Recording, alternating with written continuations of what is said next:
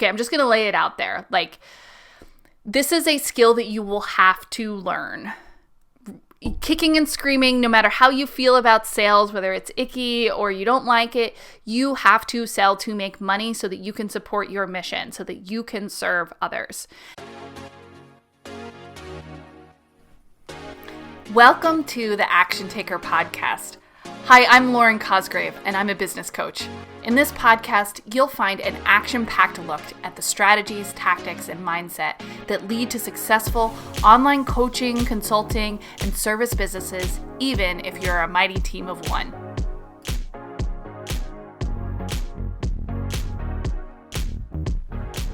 Hello, Action Takers. It is Lauren. Have you gotten stuck in one of the traps of your first year of business ownership?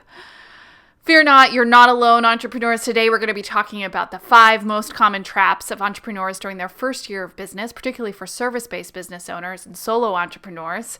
And I want to share with you today what those traps are so that you don't get stuck in them yourself.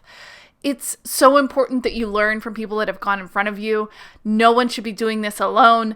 There are coaches, there are mentors, there are groups out there. Find your group. Make sure that you're learning from people that have done this before you, because it is tough being an entrepreneur. I don't need to tell you that, right? You should already know that. So let's dive right in here. What are the 5 most common traps? Number 1 is getting too wrapped up in niching. Okay, so you've probably heard, I have to niche, I have to know exactly the very specific demographic and type of person that I serve and what I do for them. And it needs to be only people that do underwater basket weaving, right? I really think that the pendulum has swung too far in this realm. It's one of the most common questions that I get from entrepreneurs is, what should my niche be? How specific do I need to go? I haven't figured it out yet, help. And what is so limiting about this trap is that most people get stuck and they don't take action because they're continuing to strive to figure out who their niche is. And then second of all, a lot of entrepreneurs don't give themselves permission to shift. And in the process, they then end up quitting because they feel that they haven't found a niche that speaks or resonates to them. I want to share a quick case study here. One of my clients started out thinking that she was going to serve business owners she even wrote a book on leadership, and now she's serving teens. But she gave herself permission to try on all these different things until she realized that, I actually want to be a teen life coach. And things are finally starting to pick up now that she has settled on that niche, but she gave herself the flexibility and permission to shift and pivot. It's so important during that first year that you give yourself permission to pivot. You can change at any time. You can shift from serving women to wanting to serve only men. You can want to shift from serving people in the military to only serving people in corporate. You could shift from high performers or entrepreneurs in my case. Nobody is watching you that closely that they're going to be like, wait a minute, didn't you do this other thing? You can't do that thing. And even if they do notice, they're just still going to come from a place of love, or at least we would hope they would, and cheer you on for whoever that new niche is. Because the most important thing about being an entrepreneur is that we love what we do, right? So during that first year, don't get stuck in the trap of I have to have a niche before I can even get started. Here are some actions that you can take to make sure you don't get stuck in this trap.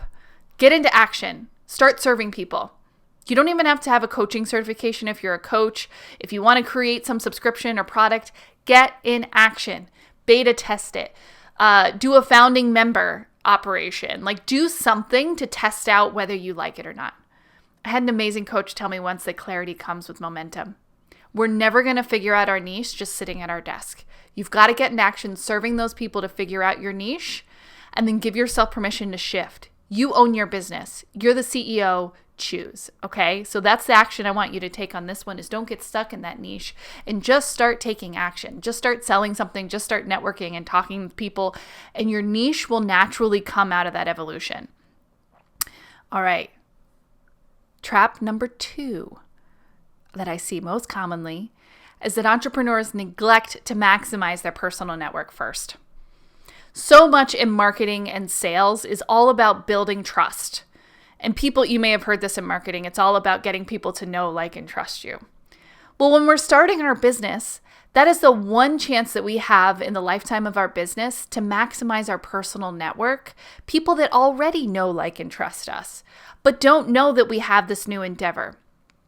And so during the first 6 to 9 months, even a year of your business, you should be spending a considerable amount of time connecting with people from your past, people that you've already built and established that network with.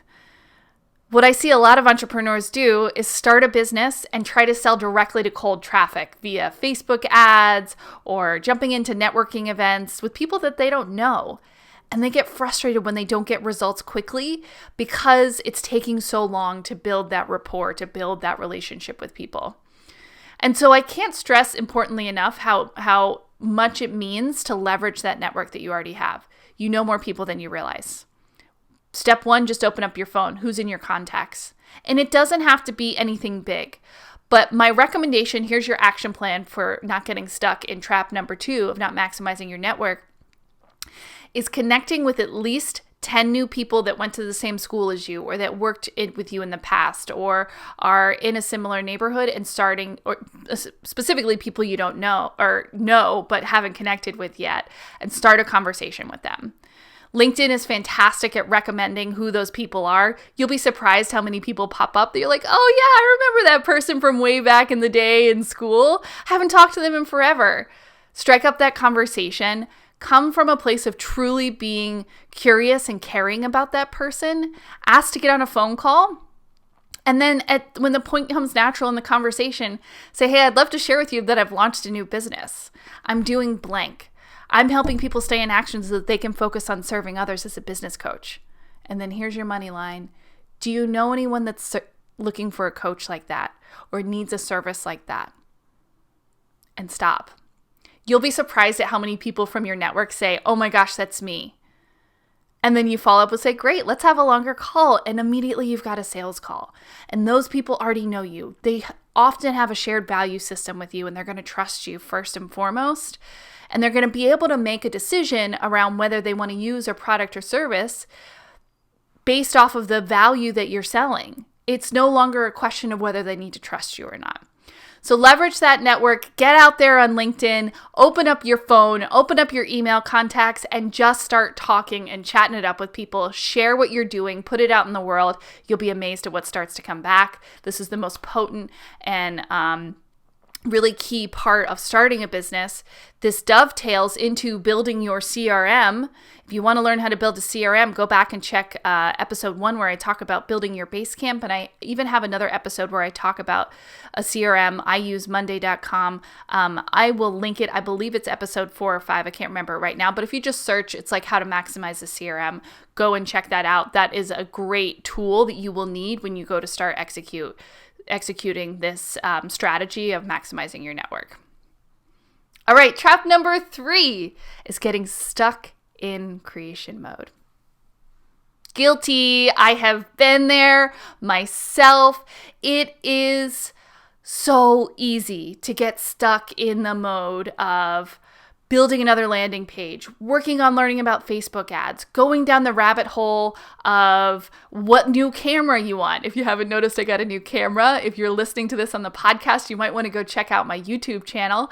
You could see the new and improved Lauren. I even had to do like my hair and makeup today because the quality was so good. It was like, whoa, too much high def. Anyway, let's get back to the trap here around getting stuck in creation mode. So many entrepreneurs feel that they need all of the things in place before they can get started. I have to have a website. I have to have an online course. I have to have an email service provider. I have to have an in-doc and nurture sequence created. I have to. And what they're doing is they're modeling people that are 5, 10, 15 years ahead of them. People that they follow, that they admire, that they're striving to become like. And they think that they have to have all of that stuff now before they can get started. In your first year, you don't even need a website. You can launch your business with nothing but a telephone, and really that's it. Some type of way of communicating with people. A laptop, Zoom, phone, maybe a scheduler, great, but that's really all that you need to start networking and leveraging your business and build as you go. Know that being in the thought industry, someone that's a service-based entrepreneur, someone that has a subscription, That is a creator or a content creation type of business, and it takes time and repetition to build up the volume and library of content that you see people that have been doing for years. It's because they showed up every week or every day and created something that now they have this amazing volume of content to be able to share and present. All you have to do in the beginning is start talking. Go live. You know what? Go live on your social media at least once a week. There you go. You created a piece of content. Start blogging. Start talking about the things that you are trying on for size as you're figuring out your niche. So your action plan here for getting stuck in creation mode is don't catch yourself when you fall into that mode of like, oh, let me just do the safe thing of like creating some things more. It is tough to sell. Give yourself a block of time that is dedicated to connecting with people, especially during that first year. I would say average like at least an hour to 2 hours a day, if not more than that, focusing on nothing but trying to reach out, connect with people, talk to more people, being a part of networking communities, getting calls on your calendar. That should be your number one objective, is just talking about your business and what you do. So don't get stuck in that creation mode. Block your time as your action plan here for trap number 3. All right, trap number 4 is that entrepreneurs, solo entrepreneurs, especially you coaches that are selling high-ticket coaching programs, you don't learn how to be a salesperson. Okay, I'm just going to lay it out there. Like, this is a skill that you will have to learn. Kicking and screaming, no matter how you feel about sales, whether it's icky or you don't like it, you have to sell to make money so that you can support your mission, so that you can serve others. And it is hard, let me tell you. It's why it's one of the most competitive roles in the corporate space. And it's commission-based only. And it's highly it's high stress and high stakes, right? Well, when you're a business owner of one, that's on you. You are the salesperson, and you need to treat yourself as such, and you need to learn that skill. And you need to give yourself permission to be the freshman, to be the newbie, the new guy that doesn't know how to do it and needs to just get some experience, and you're going to fumble at it a lot. So find those books. Some of the books that I like out there are Fanatical Prospecting by Jeb Blunt. He's a sales professional. I recommend checking out his podcast too. Get any book that you can find that is good around selling yourself. Another good one is Book Yourself Solid. Check out that book. And I'm drawing a blank on the author right now, but I will link these in the show notes here. But you have to learn how to sell. Now, I got to tell you, for me, I didn't learn how to sell until I got a sales coach, until I found a coach that was dedicated to sales. And I had someone every single call reviewing my recordings, going back and forth. What do I say next? What do I say next? I would never sit there being like, oh, I wonder what my next move is. I had someone to lean on because this was something new and it's someone that had been there in the past. So your action plan for trap number 4 for getting stuck or not learning how to be a salesperson is, at least at a bare minimum, go read 3 books on how to do good sales, like corporate sales. Go learn how to be a good salesperson. And then your second step here for an action plan is go find a coach that can teach you how to sell in a way that's authentic and true to you. That's the most important thing, is that you find that coach that is willing to stick it out with you to find your sales framework. The way I sell is not going to be the same way that you sell. You've got to find your voice, your natural pace and cadence with it. If you join the Action Taker Elite, that's something that we work on in my program. We dive deep on building out your custom sales framework. If you want to learn more about it, head over to laurencosgrave.com/elite. It's a great program. I will be there for you. I could be that sales coach that you can go back and forth with on Boxer and say, what do I say next? What do I say next? I made this mistake. How do I recover from it? That was the tipping point for me. And all I want, if I'm not your coach, great, just go find someone that is. Which brings us to trap number 5. And this is the one that I wanted to save the best for last here. The number 5 trap that I see entrepreneurs make is they try and go it alone. They think that they can do it all just from self-learning. Most entrepreneurs are pretty darn smart people, and they're like, oh, I can just figure this out with a Google search bar. I could do it. And then what happens is they end up going on these tangents. And the speed with which they grow is so slow that they get super frustrated. And then they start doubting themselves and their decisions. And then they go back on, well, maybe this wasn't even the right fit for me. A group, a community, a coaching program is what will ensure that you never stop. And I say this every single episode, is that never stop and success is inevitable. Having that accountability partner, having that group of people that will start knocking on your door when you don't show up to calls is what will keep you going, is what will keep you to the point where you can find momentum. Most businesses fail within their first 3 years. It's some astronomical statistic. I'm not even going to guess it. I feel like it's something like 80, 90%. It's not, that who knows, but I'm pulling that a little bit out of thin air there. But it's a super high percentage, the number of businesses that fail within their first couple of years of being live. And I would venture to guess that most of those fail because they didn't have a community, because they tried to do it alone. They didn't have that support system behind them to help guide them to what the next right step was, to help them learn that next new skill, to help them recover from a setback when they find it. So your action plan here is find that group, find a Facebook group, start your own mastermind, go find a coach, find a group program. I think group programs are phenomenal for entrepreneurs in their first couple of years, so that you realize that when you feel that you've quote unquote failed, I don't even like the word failure, right? That's not even really in my vocabulary. When you made a misstep, when you made a decision that necessarily isn't congruent or in alignment with where you want to go, you have people around you to say, all right, what are we going to do next? Time to keep on moving and staying in action. All right, action takers, I hope that this helped you. I hope that you avoid these 5 common traps. Let's review them. Trap number 1, don't get too wrapped up in niching. Your action plan here is to take action. It's to get out there and serve others and figure out your niche as you go and give yourself permission to change. Trap number 2 is neglecting to maximize your personal network. Your action plan here is to block out that time, a couple hours every day, especially in that first 6 to 9 months, where you are doing nothing but connecting with people either from your phone book or LinkedIn or Facebook, whatever resource you have.